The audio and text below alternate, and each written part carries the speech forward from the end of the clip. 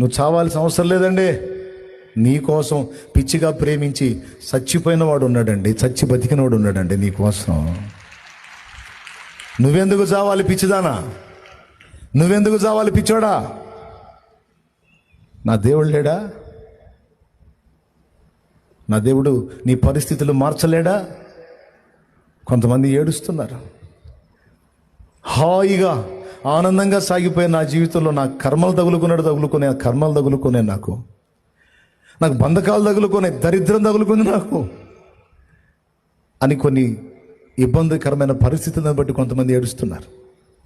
నేను చెబుతున్నాను, కృంగిపోవద్దు. విశ్వాసాన్ని చల్లారనీయొద్దు. విశ్వాసాన్ని మాత్రం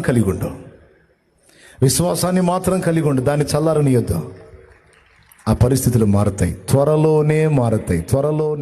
ఇంకా